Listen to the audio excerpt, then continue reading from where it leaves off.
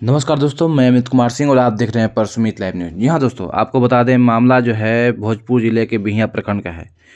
अविनाश शर्मा जी के द्वारा जो है आरोप लगाए जा रहे हैं और तमाम जो है आपको बता दें कि एक ज़मीन पर जो है केस चल रहे थे, जो है टाइटल सूट चल रहे थे। टाइटल सूट चलने के बावजूद जो है ज़मीन जो है खरीद बिक्री जारी है, ऐसा जो है अविनाश शर्मा के द्वारा आरोप लगाया जाता है। आइए जानते हैं अविनाश शर्मा जी के द्वारा क्या कहा जा रहा है और कई गंभीर आरोप भी लगा रहे हैं आरोप पर और तमाम जो अधिकारियों पर। आइए जानते हैं।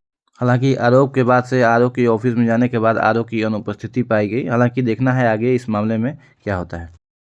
मुझको तो लगता है कि आरओ साहब मिले हुए हैं, इसीलिए ये कार्रवाई हो रही है। उनके पक्ष में वो हमेशा अपना स्टेटमेंट हमको दे रहे हैं। मैं यही बिहार रहने वाला हूँ। हाँ।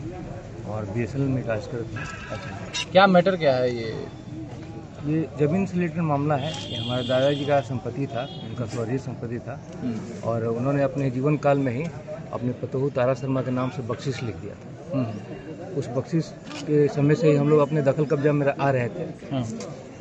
उस ज़मीन पे हमारे चाचा जी ने आपत्ति किया। तो वो ब्लॉक में काम करते थे, ब्लॉक के मिलीजुली भगत से अपना रसीद कटवा लिए थे। उसके लिए हमने चैलेंज किया।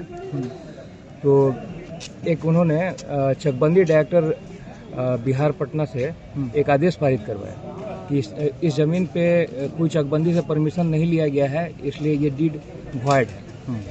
तो उसके लिए हमने हाई कोर्ट में याचिका दायर किया, एक रिट दायर किया। तो हाई कोर्ट ने इस आदेश को खारिज कर दिया, स्टेट को स्थगित कर दिया। उसके बाद हमने अपने टाइटल को घोषित करने के लिए एक जगदीशपुर न्यायालय में हमने एक केस किया। एक टाइटल सूट 654-10 हमने किया था 2010 में, जिसमें न्यायालय ने उस ज़मीन में हमारा दखल कब्जा और हकीकत घोषित कर दिया। क्योंकि माँ की मृत्यु हो गई, उसके बाद उनका एकमात्र हकदार उनके हमारे पिताजी थे, तो उनके नाम से दखल कब्जा उनका हकीकत घोषित कर दिया गया। उसके बावजूद भी 2024 में हमारे चाचा जी ने उस ज़मीन को एक भूमाफिया फिरोज अंसारी के पक्ष में एक बैनामा बना दिया गया वो ज़मीन पर दखल करने के लिए। और दिन रात उसका यही काम है कि ज़मीन पर विवाद पैदा करना, विवाद पैदा करके उस पर दखल कब्जा करना। उसके लिए अंचलाधिकारी के यहाँ उन्होंने दाखिल खारिज के लिए आवेदन दिया, उस आवेदन को खारिज कर दिया गया।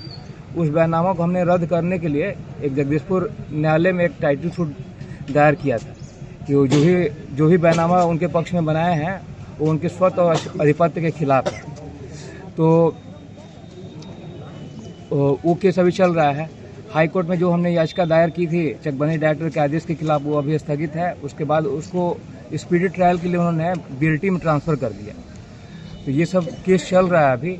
उसके बाद सीओ साहब के यहाँ जब ये अंचलाधिकारी के यहाँ जब दाखिल खारिज दायर किए, इसी आधार पर इनका केस खारिज हो गया कि मामला भी न्यायालय में लंबित है। उसके बाद फिर पुनः ये अपील करने डीसीएलआर के यहाँ गए। डीसीएलआर साहब ने इस मामले को फिर से रिमांड करके सीओ साहब के यहाँ भेज दिया। जब पता चला कि यहाँ पे सीओ साहब के अपना चार्ज आरओ साहब को दे दिया गया है, तो आरओ साहब से जब हमने संपर्क किया कि रिमांड होकर एक केस आया आपके पास, इसमें ये सारा मामला चल रहा है, तो उन्होंने कहा कि नहीं, वो तो अगर टाइटल सूट चलता भी है, कोई आदेश आपके पास है रोक का, तो हम तो उनके पक्ष में करेंगे, उनका आदेश ही है कि हम करेंगे। तो जिस मामले में अगर टाइटल सूट चल रहा है, लंबित है, तो दाखिल खारिज अधिनियम उनमें दाखिल खारिज अधिनियम यही कहता है कि अगर किसी मामले में अगर टाइटल सूट चल रहा है, उसमें कोई नामांतरण नहीं होगा। तो ये जो भी अगर करेंगे तो न्यायालय के आदेश के खिलाफ करेंगे।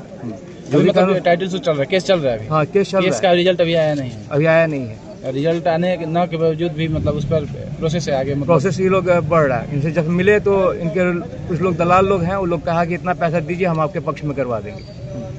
हम इनसे मिले तो बोले कि नहीं, वो तो सही आदमी है, हम उनके पक्ष में करेंगे। यही सब मामला है। चाहते नाम से आप केस किए हैं, किनके नाम से आप किए हैं? हाँ, हम ही किए हैं। आप चाहते क्या है आगे? हम यही चाहते हैं कि जब तक आदेश का न्यायालय का फैसला नहीं आ जाता, तब तक कोई भी नामांतरण ना हो। और फिरोज अंसारी जो एक भूमाफिया है, उसका काम ही दखल कब्जा करना, गुंडों को बुला के ज़मीन पर दखल कब्जा करता है। वो हम पे भी दबाव बनाया है, वहाँ हमारे ज़मीन पर रोज़ हमको डिस्टर्ब कर रहा है कि वहाँ आप खेती मत कीजिए, हमारे लोगों को भड़का रहा है। अच्छा, ऐसा क्या लग रहा है कि ये प्रशासन भी इसमें मिली भगत है? हमको तो लग रहा है कि किन पर आरोप है आपका? कौन से प्रशासन की किन के लोगों पर? हमको तो इनका एक भाई प्रशासन में ही है। यहाँ जब बिहिया ब्लॉक के जो कोई भी मतलब जो अधिकारी हैं देखिए, जितने भी भू माफिया लोग हैं बिना प्रशासन के बल पे वो कहीं आगे जाते नहीं हैं। आरओ, सीओ और डीसी किसी पर हमको तो लगता है कि आरओ साहब मिले हुए हैं, इसीलिए ये कार्रवाई हो रही है। उनके पक्ष में वो हमेशा अपना स्टेटमेंट हमको दे रहे हैं।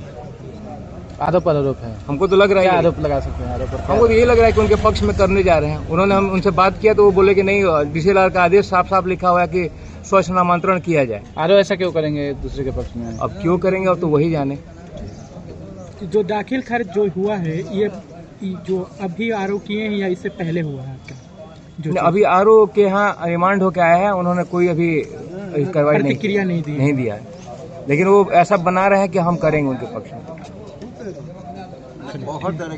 ठीक है।